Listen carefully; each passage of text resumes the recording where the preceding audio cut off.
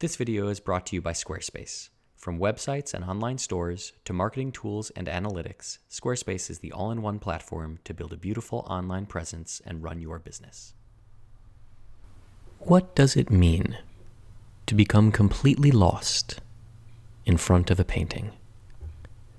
To gaze at the brushstrokes, the color blending, the texture, the image, and to lose oneself completely. What does it mean to be transported to another place altogether, where time and space seem to disappear, and all that's left is you and the painting? And how is that experience, one that is so unique to fine art, to paintings, forever changed when the painting is damaged, when you can no longer see the image, feel the brushwork, the emotion, and what the artist intended, when all that is present is the consciousness of the damage and how it destroys the image and the experience? For this painting, a copy of Guido Reni's masterpiece of Beatrice Cenci, that is the case. Torn in many places across the face, it is impossible to not notice the damage. It is impossible to see the painting as a whole. It is simply impossible to experience all of the power that this painting may hold. But maybe, with the sensitive and accurate implementation of techniques and selected materials, through hard and dedicated work, we can remove this damage, restore this painting, and give it an about face.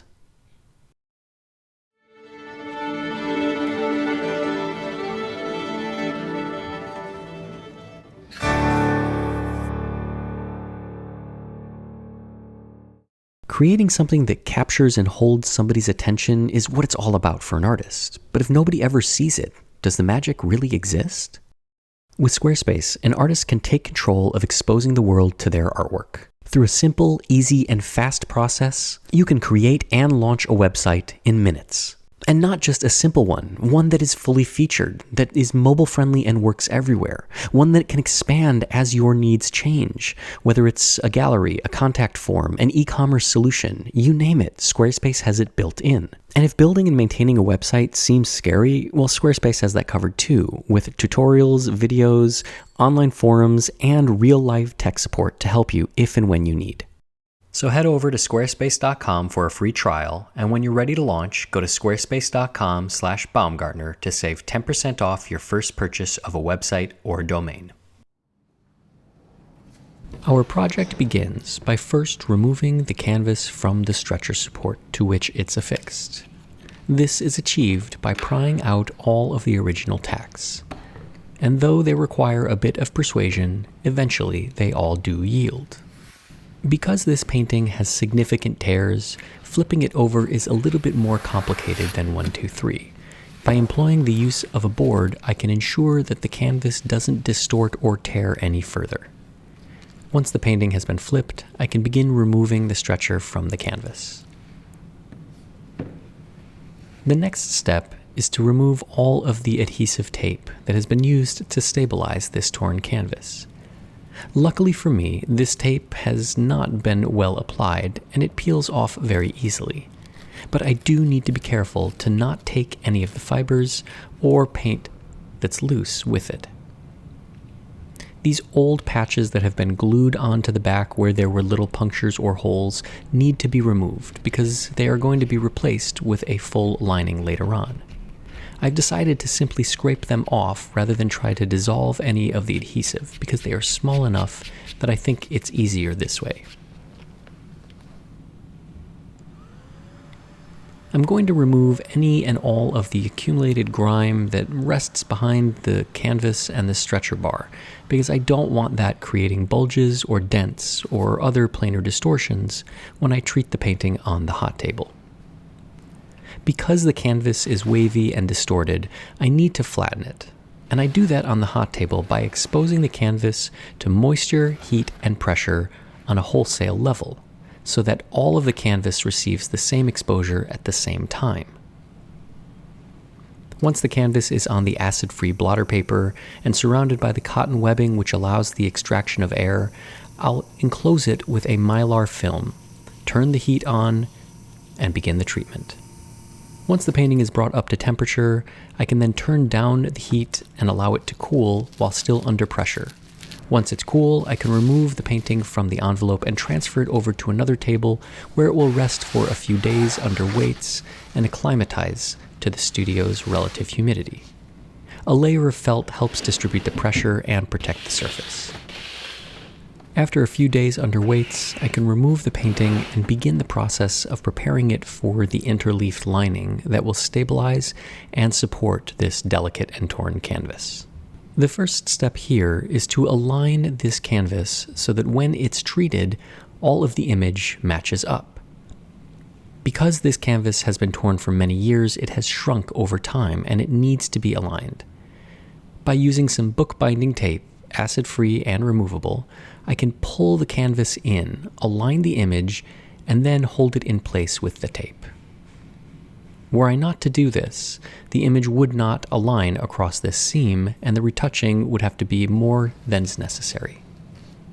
For the interleafed lining, I am preparing the canvas by laying down a piece of flat-spun nylon gossamer, and then applying a heat and solvent-activated conservation adhesive. This gossamer helps fill in the voids of the rough and loose weave canvas, and also provides some additional support during handling before the painting receives its lining. Once the adhesive is dry, the excess material is removed, and the rest of the lining process is completed. For this, I'm using an interleafing process whereby a rigid piece of PET film is sandwiched in between the original canvas and the lining canvas to provide a bit more structural stability due to the excessive nature of the tears. Back onto the hot table it goes, under the mylar envelope, and then it will be brought back up to temperature, the adhesive activated, and the lining completed.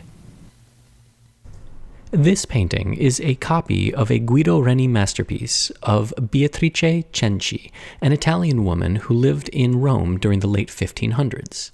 She was the daughter of Count Francesco Cenci, a wealthy and powerful member of the aristocracy. Unfortunately, her father was very abusive to her and her older sister, and after years of suffering at his hands, they, along with several other family members, conspired to poison him and then bludgeon him to death. They threw him out of a window and staged like he fell. The papal police investigated, and ultimately the plot was discovered, and Beatrice, along with several family members, were sentenced to death. After discovering the reasons for the murder, the common people of Rome protested against the decision to sentence Beatrice and her family to death. Yet the Pope, fearing a spate of familial murders and a rash of crime against the aristocracy, showed no mercy. On September 11th of 1599, Beatrice, her sister, and the other members who committed the murder were brought to the town square, where they were hung, quartered, or beheaded. Through her death, Beatrice became a symbol of resistance against the arrogant aristocracy to the common people of Rome. And legend has it that every year, the night before the anniversary of her death, she comes back to the St. Angelo Bridge where she was executed, carrying her severed head.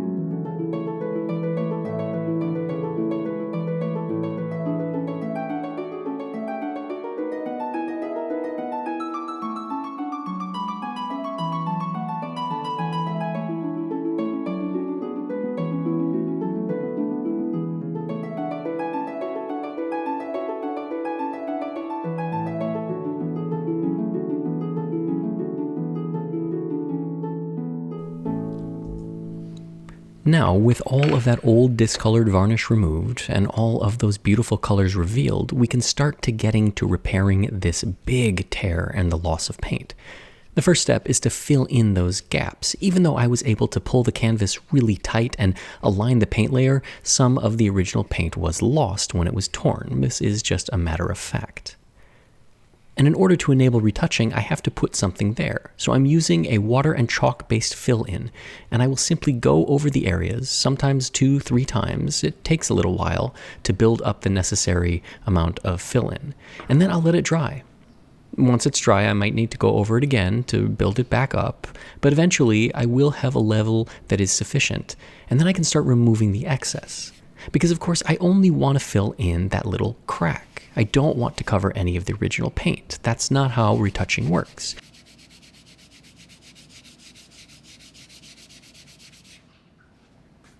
Before I can return the canvas to its support, I need to do some work on this stretcher to repair some damage. There are a couple of splits, and there's also a few knot holes that are problematic because A, I have nowhere to tack, and B, they show up on the front of the painting. So I need to fill them in. And I've cut some pine blocks, and I'm just tracing around those blocks on to the original support, and I'm going to remove that material. Now, I simply could order up a new stretcher and throw this one away, but that's kind of ridiculous. I can fix this, and I can fix it for a lot less money than it costs to replace it. Not to mention, this is original, and so if it can be fixed, we owe it to the artist and the provenance to save it. So after cutting and chiseling out the areas of damage, I'm just refining them with a Japanese chisel, making them smooth so that I can inlay these blocks that I've previously cut. I'm doing a dry test fit just to make sure that they're tight, and they are. Now, using some standard wood glue, this is going to be permanent. I do not want these to come out or to be subject to any movement when there's a high humidity. I can inlay them and then clamp them dry. After a day or two, I can start trimming off the excess. I'll use my bandsaw to hog off the majority of the material, but then I'll switch to a little block plane to work down to the level of the stretcher. And though it is slower than using power tools, it's a bit more precise, and at this stage, that's what I want. I don't want to slip up and create more damage.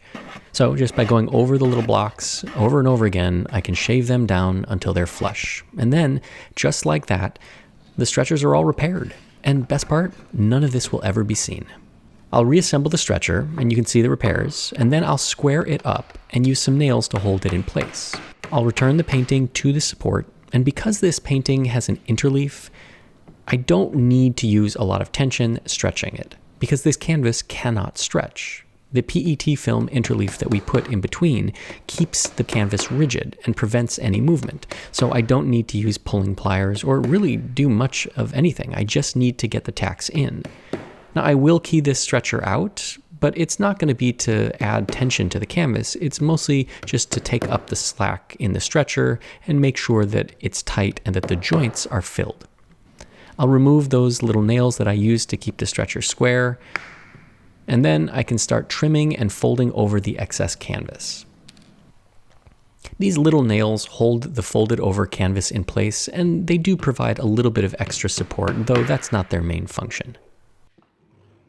Some people prefer to glue this down, some people cut this all off, and this is just the way that I do it because I like to do it. I feel like it's a nice tribute to the piece as a whole, not just focusing on the front, but the back as well.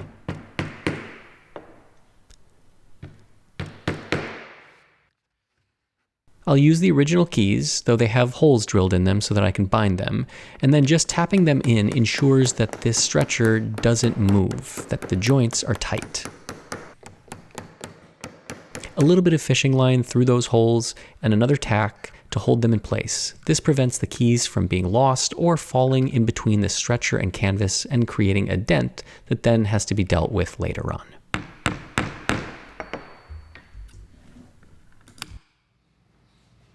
Before I execute any retouching, I'm going to apply a resin isolation layer. And this is to saturate the colors so that I can see what they're going to look like when I retouch them, and also to make sure that the surface is even and smooth. There is no impasto on this, and so I want to make sure that any little divots, gaps, or surface imperfections where I made the fill in are compensated for with this resin, which is a little bit thicker than a standard varnish. This will fill those in and soften the edges so that they don't catch the light when the final varnish is applied. And now on to retouching. As I often do, I start off with an area that I think is going to be a little bit easier to get some momentum, to notch an easy victory, pick some low-hanging fruit, if you will.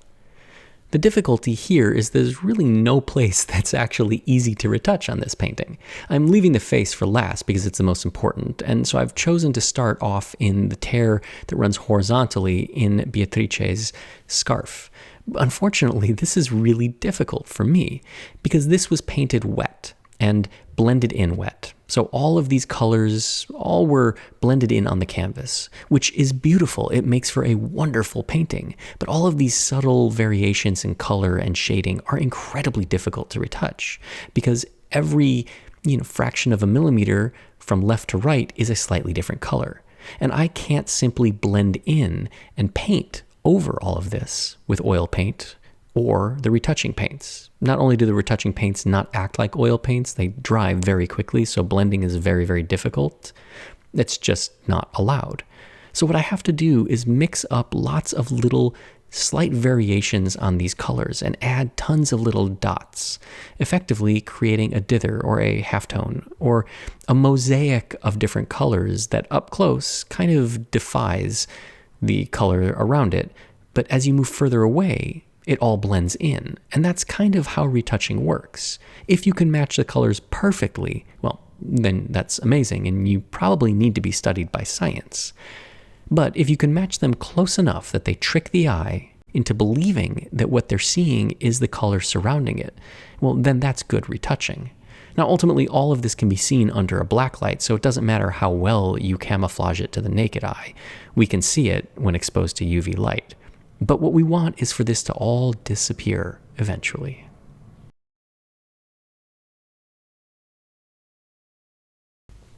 And now, onto the face, which is arguably the most important, most frustrating, most difficult, most time-consuming, hardest, and most exciting, compelling, and rewarding part of this project. It's difficult for all of the reasons I mentioned before about matching colors. It's difficult because it takes a ton of mental focus and energy and emotional investment. But it's exciting because as you start to get it, as the colors come together, it's exhilarating to see the damage disappear at your hand, which for any conservator is really what it's all about.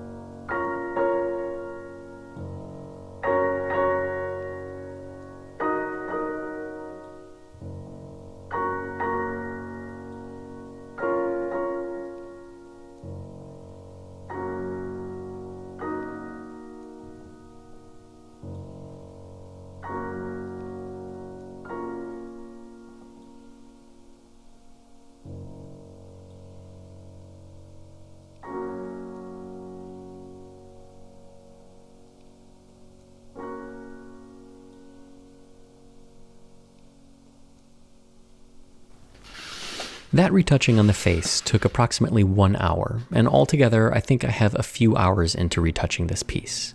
But now, with all of that complete, it's time to apply the final varnish.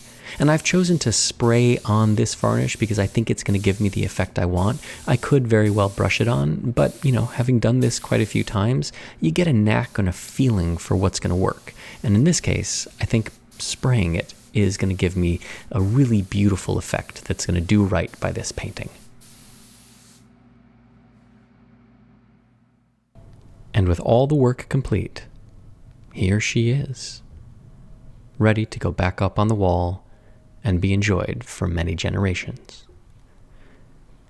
This was a difficult project, not because it was technically demanding, not because I needed to use new materials, build tools, or invent techniques, not because I had to scrape for hours and days on end, not because there was massive losses that I needed to invent or recreate. It was difficult because it was so minimal, and it was so precise. This tiny little tear that ran down the entire face. It looked simple, but it was challenging.